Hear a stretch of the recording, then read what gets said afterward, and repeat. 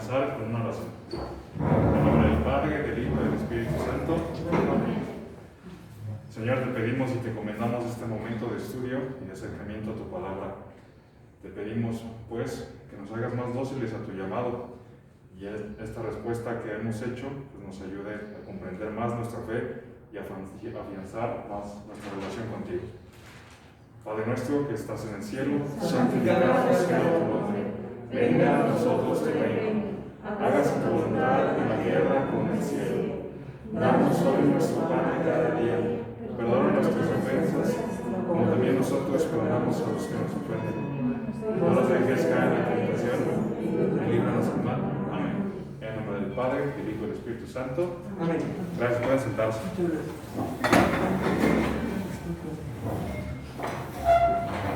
Y la semana pasada nos habíamos quedado en una parte en que habíamos empezado a ver la estructura.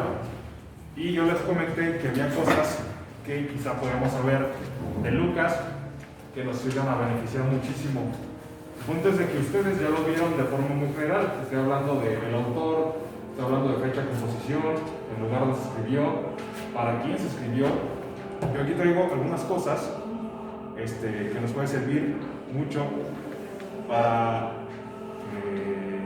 ampliar esta parte donde podemos encontrar el Evangelio de Lucas. Y es que, hablando del contenido, muchos consideran a Lucas también como quien hizo Hechos de los Apóstoles. Entonces, cuando nosotros vemos solamente el Evangelio de Lucas, pareciera que está incompleto en la obra, ¿ok? Porque, como ya lo hemos visto,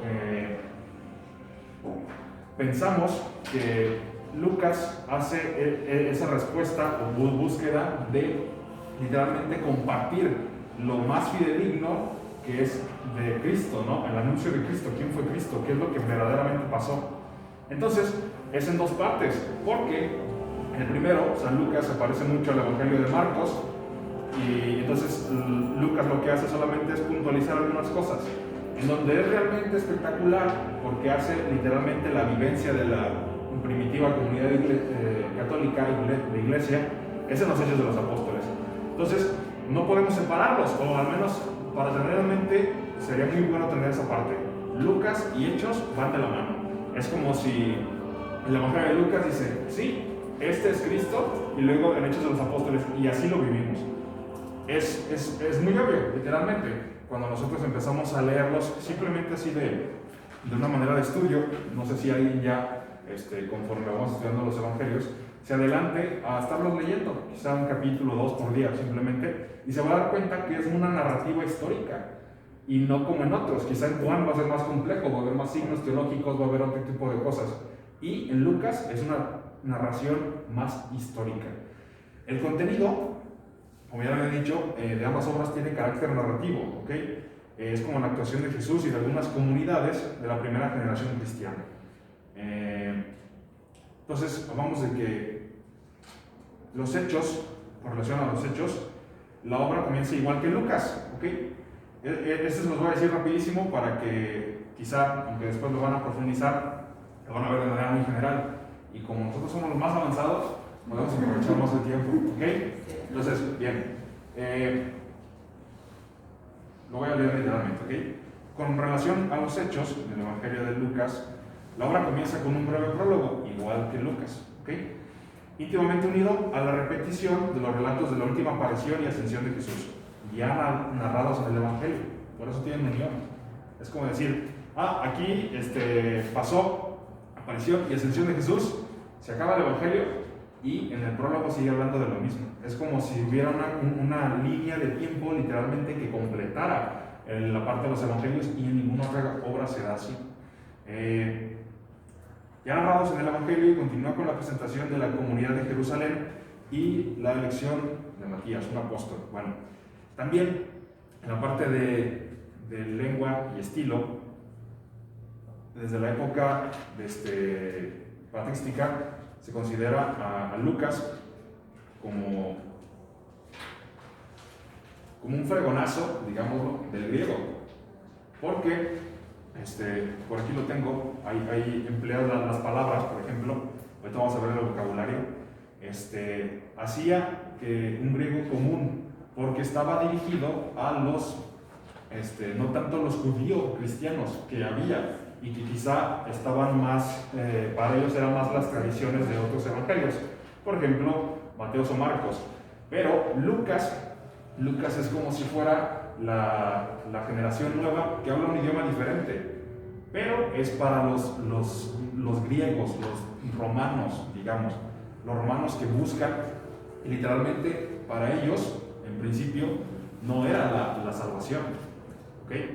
En principio Jesús sí se las da, pero no era para ellos, lo sabemos, inclusive no era para nosotros, si lo vemos en un instante de tiempo, porque la nación elegida y el pueblo elegido era Israel, y nosotros quizá como mexicanos, ni al caso, ¿ok? Pero obviamente eso hay un estrecho de tiempo muy grande, entonces Cristo ya nos une a todos. El punto es de que para los que en ese tiempo lo vivieron, es decir, yo no pertenezco a esa tribu, a esa familia, porque era muy notable. Era como decir, nosotros vamos a ser de la República Soberana de Jalisco, muy tema en boga, y todo México después. Pues no, el punto es de que literalmente sí había una división durísima en la parte como la sociedad, porque ellos no eran los elegidos, y sabían que no eran los elegidos, y para ellos era todavía más difícil entender ese contexto. Entonces, por eso el vocabulario va a ser muy griego, y va a ser más fácil para nosotros entenderlo, o que no se haya perdido, porque también, imagínense, si no se hubiera seguido esa tradición griega, no hubiéramos tenido Hechos de los Apóstoles. Eso es lo más interesante. Bueno, obviamente se hace un vocabulario abundante, eso ya lo tienen ustedes también ahí, pero por ejemplo, en el Evangelio de Lucas emplea 2055 palabras diferentes, con un total de 19.404 usos, lo que le da una media de 9.44 usos por palabra, ¿ok? De ellas, 971 aparecerán una sola vez en el Nuevo Testamento. Quiere decir que entre todas las palabras que pone Lucas, 971 son de él, y todo el resto, estamos hablando de 2000, son ya los vamos a encontrar en otros evangelios, por ejemplo en Marcos, esos son los que se asemejan. Entonces, a comparación de Hechos emplea una relación de palabras de 2036 palabras en todo el evangelio. Si nos pusiéramos a contar las palabras que hay en el evangelio, saldrían 2036. ¿Son muchísimas? Pues sí, pero también parecen muy pocas. Parecen muy pocas. Entonces, ahí lo increíble es de que la parte del vocabulario era un vocabulario común, se le conoce como griego koiné. Un dato, si ya después alguien se mete a la licenciatura a estudiar el lenguaje bíblico, va a tener que aprender griego.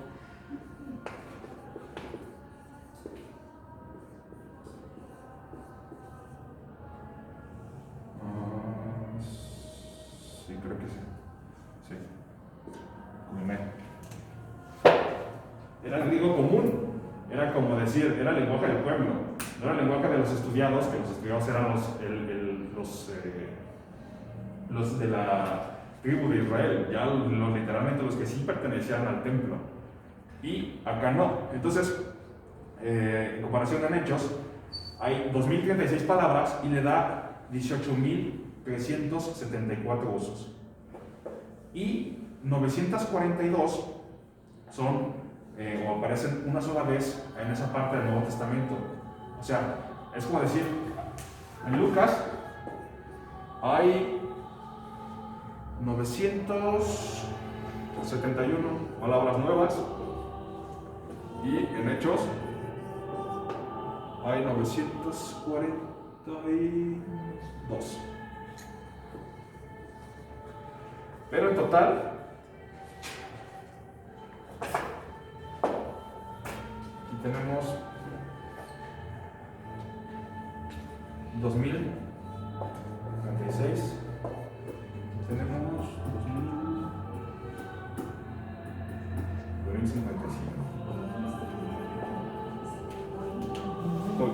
koiné. Común, ¿verdad? Perdón, este es un acento en griego. Ok. ¿Ok? Entonces dice así, koiné. Significa Común. común. Lenguaje común. Griego koiné, griego común. Que para nosotros ya es griego bíblico, porque solamente se data en la Biblia. Ya no hay el griego que hablan ahorita en Grecia, aunque sí tiene algunas partículas que son muy parecidas, y más que nada la pronunciación. Ese tipo de palabras solamente se encuentra en griego común, que quiere decir griego bíblico, porque solamente está en la Biblia. No hay otra forma de expresarlo o de conocerlo. Bien, eso parte por el vocabulario. Entonces, es muy interesante también esto, ¿ok? Porque estamos hablando de que Lucas emplea muchas palabras, aunque parecieran pocas, pero para poder dar lo que él quería, pues las utiliza. Y el resto lo utiliza de otros evangelios ya establecidos, los que utilizó Mateos y Marcos. Mateo. Entonces, también es muy interesante conocer eso.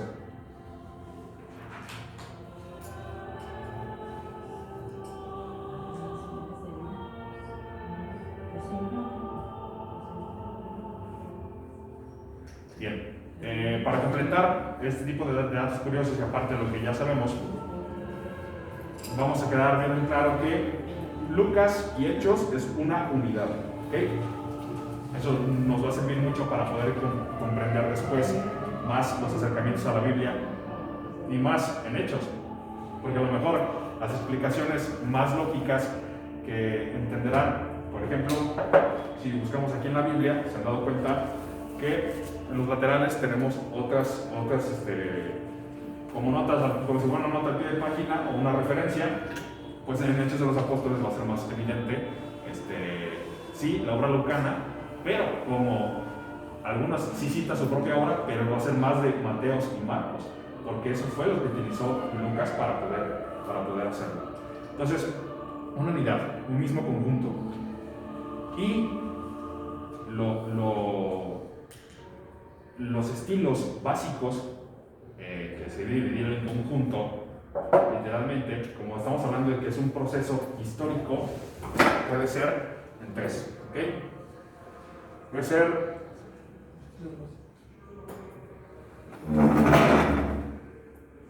prólogo literario,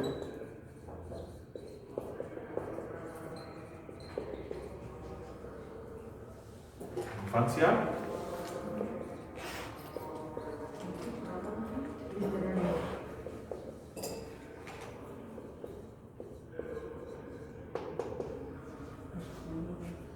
prólogo literario, que es la introducción, de infancia, y después el resto de la obra.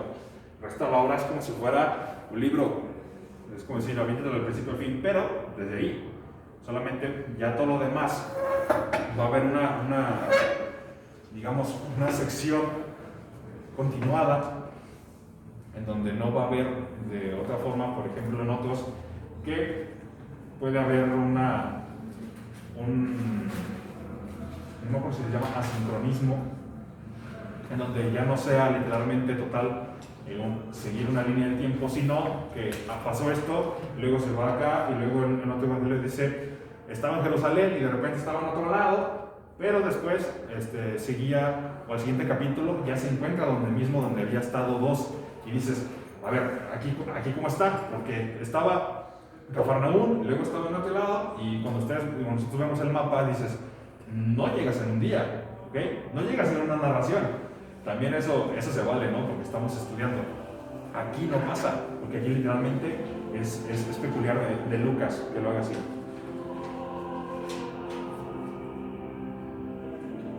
Bien, también los protagonistas de la acción, los protagonistas de Lucas son, después del relato sobre Juan, Jesús como el actor principal y los 12 apóstoles. En Hechos protagoniza Pedro con los 11. Recordamos ahí que ya no estaba Judas, traidor, exactamente. Pero después viene Pablo, y Pablo es el que termina ahí esa parte.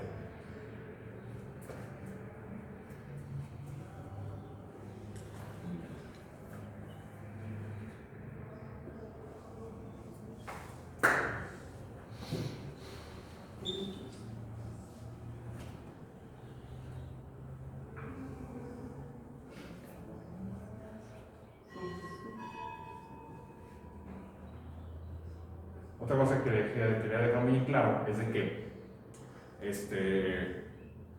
hablando ya en teología y el Evangelio de Lucas y los Hechos de los Apóstoles, pues lo que quiere dejar en claro, y el tema central, que se había dicho la semana pasada, es la salvación.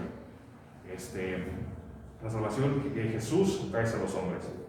Si tuviéramos que resumir con un texto el tema central, seguramente sería el del saqueo. Lucas capítulo 19, del 9 al 10, dice: hoy ha llegado la salvación a esta casa, pues también este es descendiente de Abraham. El Hijo del Hombre ha venido a buscar y a salvar lo que estaba perdido. Tema central de Lucas. ¿Okay? Y también la salvación, esto ya lo sabemos, la salvación es probablemente la experiencia religiosa de la que más se habla en las páginas de la Biblia. Es como la Biblia, libro de salvación, conjunto de libros de salvación. Y esta palabra es muy interesante, porque en el Evangelio, salvar, que es verbo, se utiliza la palabra, se acuerdan que vamos a hablar de las palabras, describe tanto la curación de una enfermedad o la liberación de otras amenazas para la vida. Literalmente, Lucas ve a Dios así, como Salvador. Entonces, ahí también vamos a encontrar ese mismo uso con frecuencia en el libro de los Hechos. Por ejemplo, también en él se habla de la salvación como liberación de una enfermedad, en Hechos 4:9. Pero lo que pasa en Hechos es que enseguida, después de que sí recuerda que también esa parte, pero presenta a Jesús como la única persona en cuyo nombre hay salvación. Es muy contundente esta parte, porque primero estamos hablando de que en Jesús hay salvación, pero después esa parte en la vivencia católica, en la vivencia de la primera comunidad cristiana, en los Hechos de los Apóstoles, hacen suya esa vivencia. Dicen, solamente en Él, en su nombre, hay salvación, porque literalmente ya vivían para Él. No era solamente un reconocimiento como en el Evangelio, sino que ahora lo viven. Y es esa parte quizá del español que a nosotros nos puede servir mucho para entender, el significado más profundo de las palabras. Eso es la teología, más que nada. Es un análisis bien determinado de lo que quiso decir el autor, y a través de eso poder poner en lugar de nuestra propia experiencia, o literalmente poder descubrir qué es lo que realmente quería decir. En sí, eso es hacer lo que van a hacer con el Padre quizá la próxima semana. Esa es la oración de la lección divina, exactamente. Entonces, les sirve mucho esta parte de las palabras. Yo esto se los voy a enviar al WhatsApp. Todos ustedes están en WhatsApp, ¿verdad? Sí. Esto sí está más pesado, ¿ok? Si no entienden cosas, ni se preocupen, porque la verdad somos los avanzados, pero esto a veces ni los seminaristas los entendemos, ¿ok? El punto está de que hay muchas cosas sobre el tema central de la palabra de salvación. Se nos puede ir todo el año hablando de la salvación.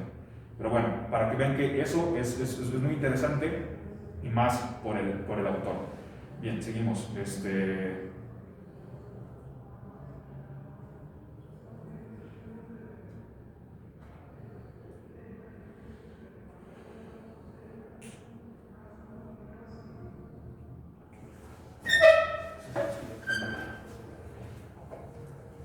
Esto por último, ya para pasar a lo que tenemos ahí en sus apuntes. Por ejemplo,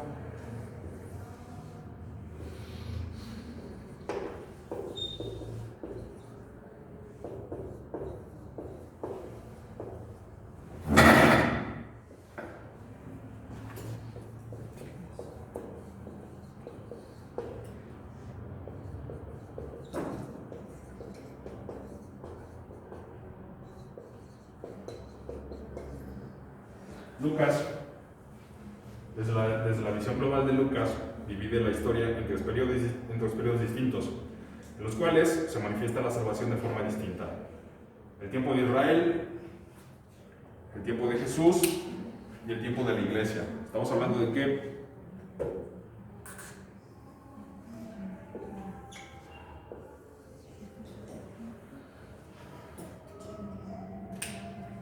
cuando nosotros nos acercamos a la Biblia, a los Evangelios, Antiguo y Nuevo Testamento, podemos encontrar muy claro esta parte y más en los relatos de los Hechos de los Apóstoles.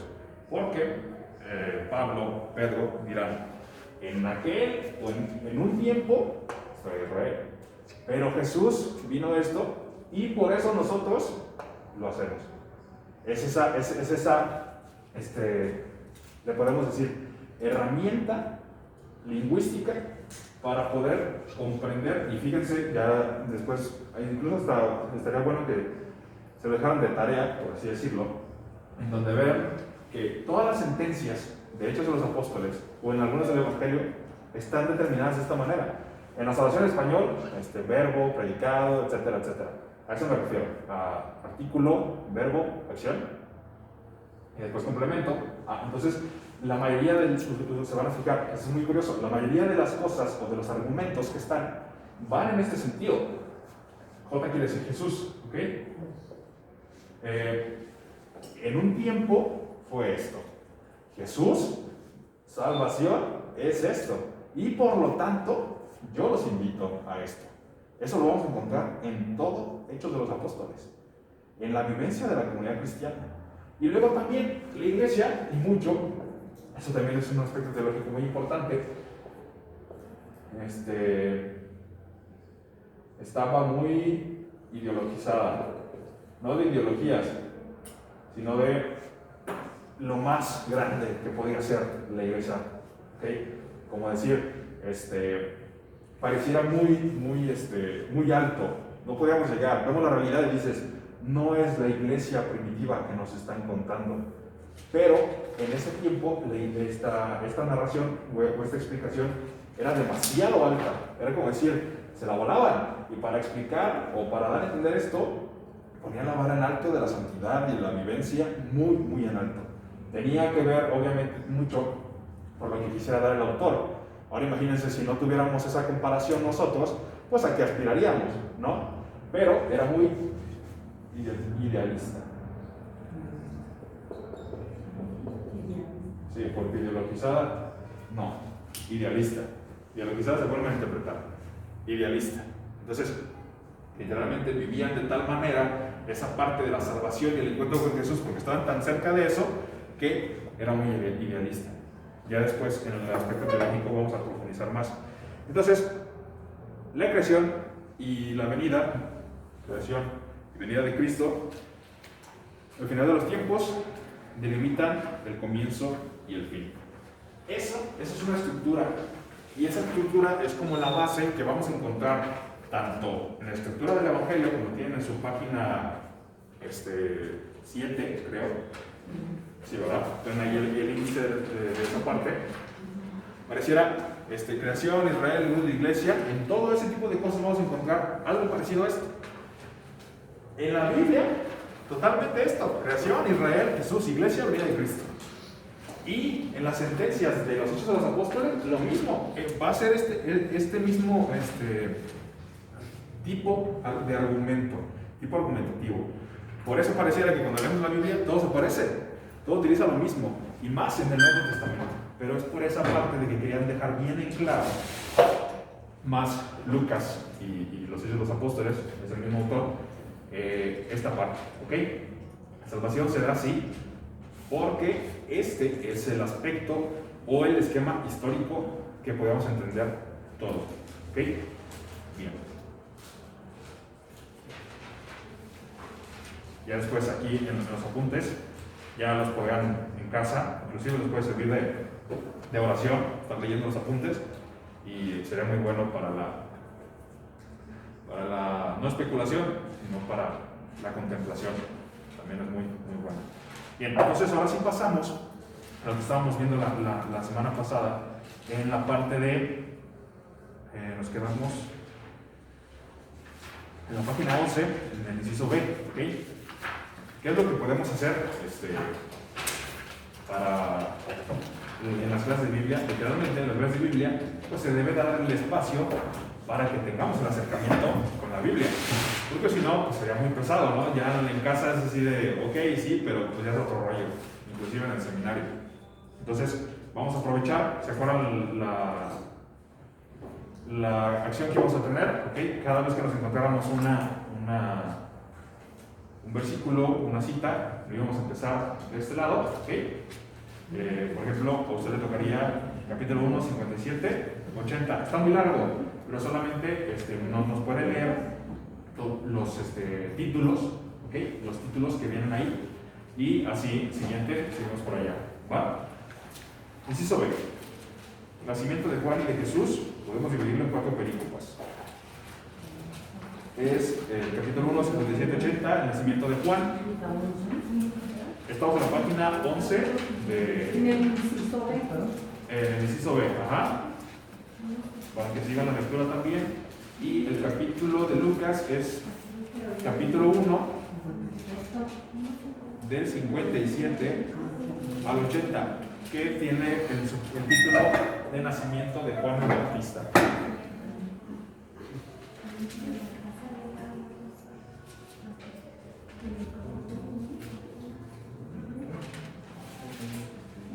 ¿Ya los encontró? Sí, solamente los títulos. El primer título que encuentra ahí en el 57, ¿qué dice? Nacimiento de Juan el Bautista. Ajá. Sí, el siguiente, ¿cuál es? Nacimiento de Jesús. Ok. El nacimiento de Juan Bautista no tiene todo eso hasta el nacimiento de Jesús. Excelente. Para los que, va a variar de Biblia que tengamos, ¿ok? Si algunos tienen, no, creo que es la misionera, no recuerdo si va. Sí. Ok. Si algunos tienen la letra americana, otros tienen la Biblia de Jerusalén, no se preocupen. El contenido casi es el mismo, solamente varía en las divisiones. También es muy importante que lo sepan, ya que como grupo avanzado, me imagino que ya lo sabían.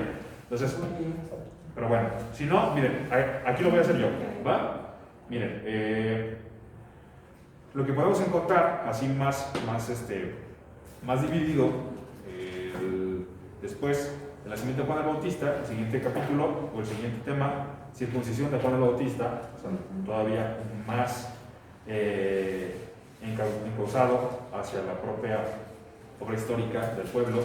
Después el cántico de Zacarías y vida oculta de Juan el Bautista. Después, en el capítulo 2 del versículo 1 al 21, el nacimiento de Jesús. ¿Okay?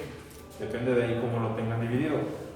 El siguiente, el mismo capítulo 2, pero ahora del 22 al 40. Estamos hablando ya de la presentación de Jesús al templo. Bien. Todavía antes tiene la circuncisión de Jesús. Ajá, sí. Antes de esa, claro, solamente es eso, el nacimiento de Jesús y visita a los pastores y después la circuncisión de Jesús. Bien, el cuarto y último es primera Pascua de Jesús, del capítulo 2, del 41 al 52. Tenemos acá, ya para terminar, ya antes del tercer capítulo, solamente está Jesús entre los doctores y más sobre la vida oculta de Nazaret. Y eso es muy raro porque dices más sobre la vida oculta de Nazaret y solamente pones 2 versículos y dices, ¿por qué? Pero bueno, después del nacimiento de Juan, contado de modo sucinto, se narra el nacimiento de Jesús de forma más detallada. Eso lo tienen en su libro, en la página 11. El nacimiento de Juan se quiere recalcar la intervención de Dios y por lo tanto la misión especial de Juan, que hemos hablado la vez pasada.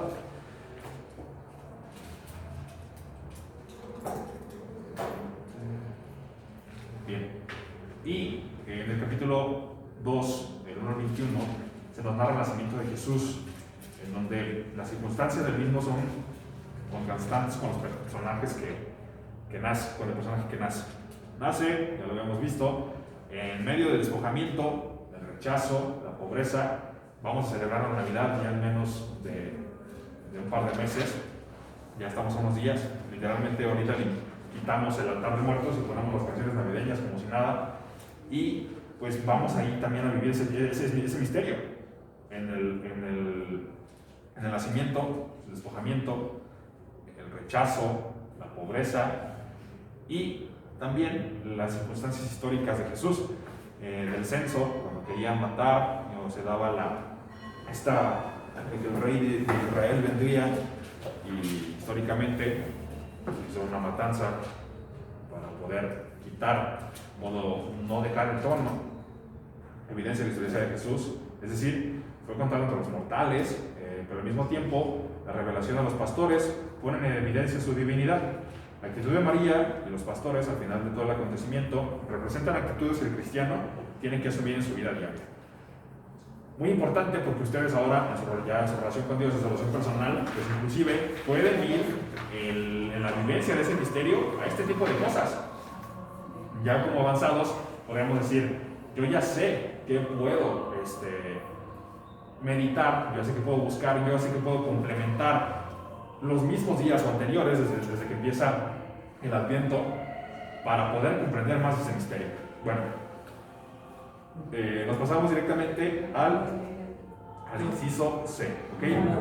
Y de manera muy rápida vamos a alcanzar a verlos ahí, que está en la página 12. Del capítulo 3, del 1 al 4 y hasta el 13, primera actividad de Juan y de Jesús, ¿ok? Tenemos 4 acontecimientos. Predicación de Juan en el desierto, en el capítulo 3, del 1 al 21. Algunos lo tienen más separado, dice capítulo 2. Antes de ese capítulo en negritas, arriba puede haber otra división en números romanos, que dice 2, preparación del ministerio de Jesús. No sé si alguno lo tenga. ¿Okay? Eso también es otra forma de dividir, ¿okay? De dividir la parte del Evangelio. Predicación de Juan en el desierto, predicación de Juan el Bautista, prisión de Juan el Bautista. Después, el bautismo de Jesús, el Hijo de Dios, en el mismo capítulo 3, vean el versículo 21. Enseguida, en el versículo 23, la genealogía de Jesús, como de una manera histórica está comprobado la descendencia de Jesús. Y después, las tentaciones de Jesús. Entonces, ese inciso C lo podemos poner el nombre como la preparación del ministerio de Jesús. Eso no lo tienen ahí en sus apuntes, se lo pueden apuntar. ¿Okay? Inciso C, que está en la página 12, podemos ponerle preparación del ministerio de Jesús. Porque literalmente, pues es conocimiento de Juan. ¿Quién es Juan? ¿Qué es lo que va a hacer Juan? Bautismo de Jesús, comprobación histórica de la genealogía y tentaciones en el desierto. Ya después también podemos conocerlo en otro tiempo, en Cuaresma, más sobre esta parte de las tentaciones en el desierto, que algunos lo consideran como los ejercicios espirituales de Jesús antes de ir y cumplir su misión y obedecer a Dios, al Padre. Bien.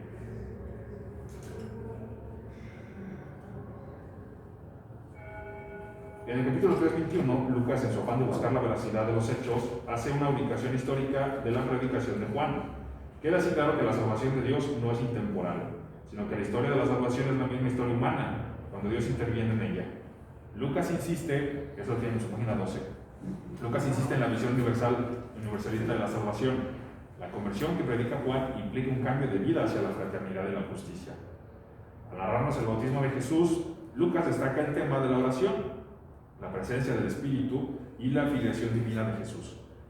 De pasada nos revela la mentalidad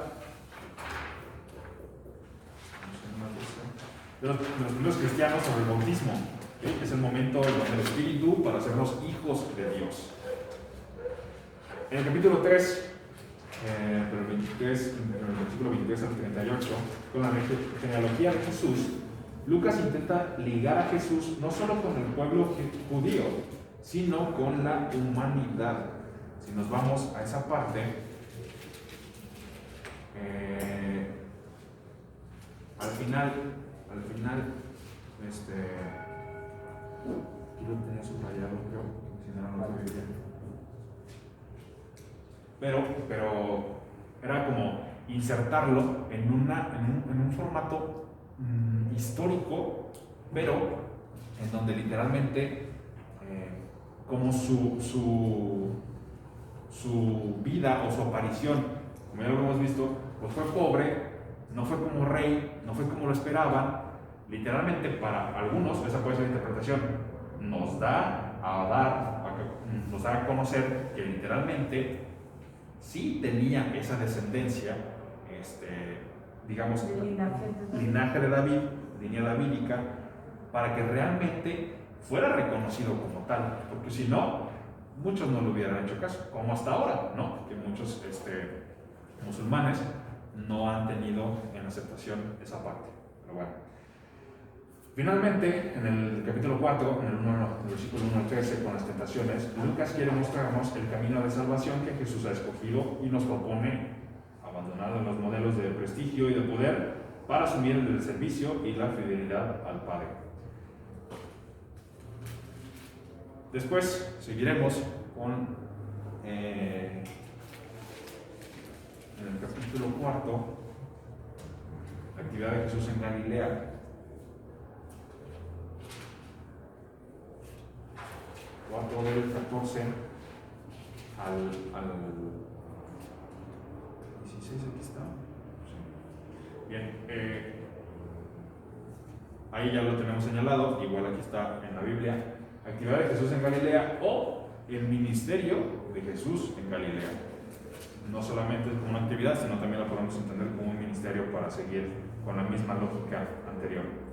Y en el ministerio de Jesús en Galilea tenemos 3 eventos: manifestación y rechazo de Jesús, enseñanzas y milagros de Jesús y revelación a los discípulos.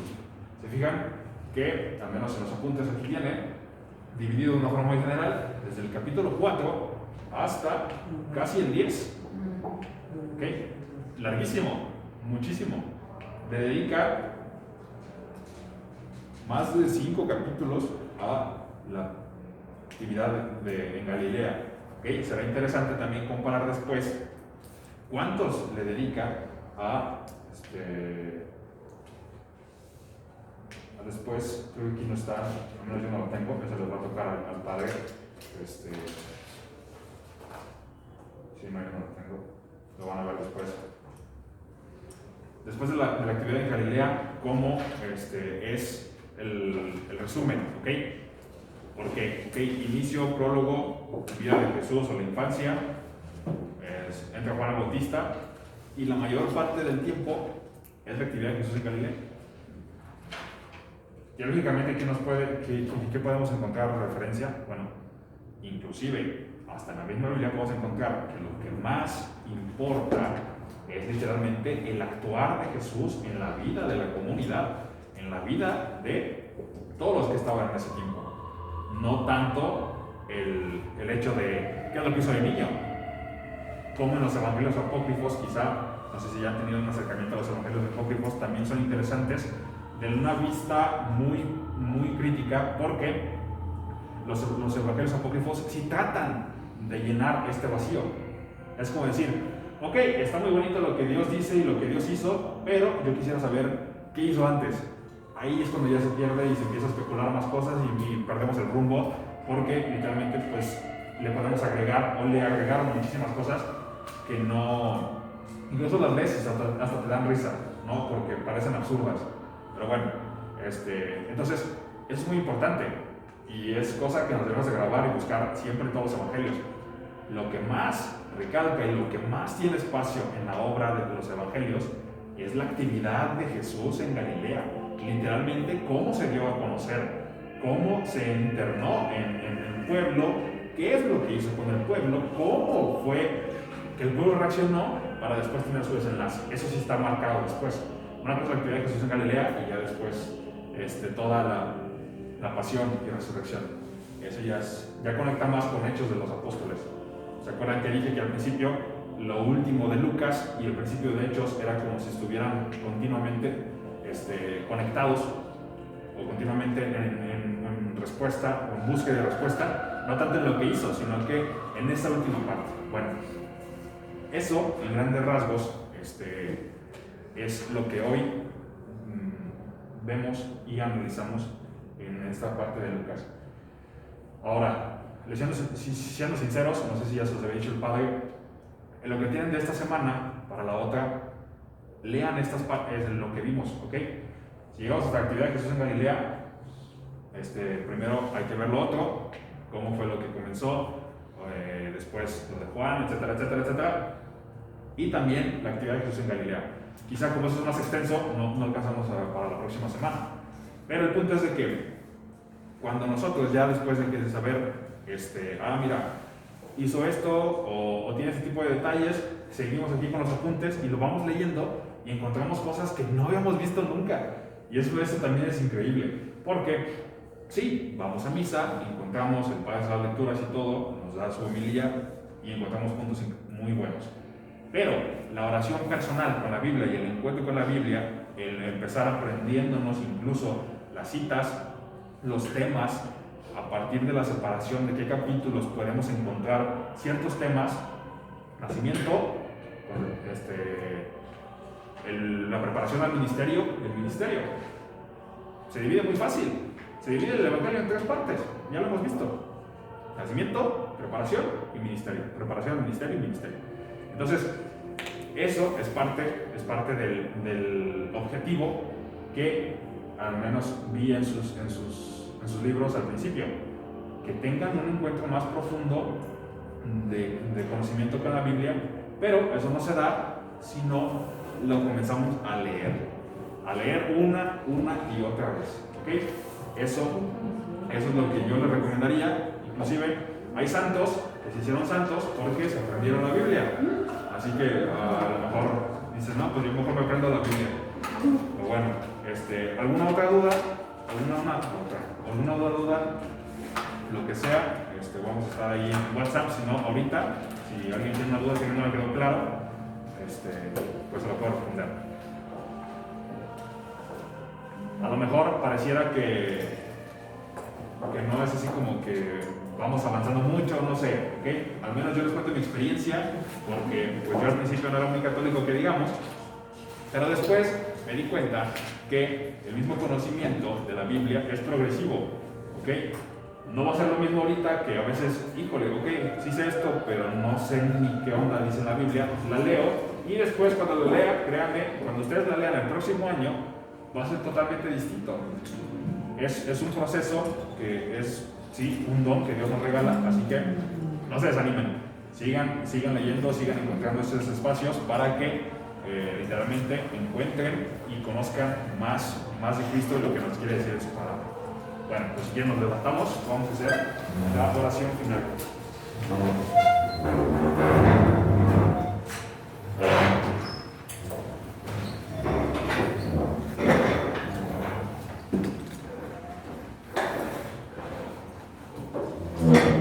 En nombre del Padre, del Hijo y del Espíritu Santo. Señor, te damos gracias por todos los beneficios recibidos. En un momento especial te pedimos por toda nuestra comunidad, por todos los que asistimos a estas clases, los que no pudieron asistir, pues danos el don de la salud, danos el don también de la esperanza y aliéntanos a seguir creciendo en comunidad para que en estos tiempos de prueba y estos tiempos en donde tenemos que ser más pacientes y aumentar más nuestra fe, pues podamos hacerlo de la manera más sencilla. Te lo pedimos a ti que vives y reinas por los siglos de los siglos. Amén. En nombre del Padre, del Hijo y del Espíritu Santo. Amén. Muchísimas gracias, que pasen buena noche.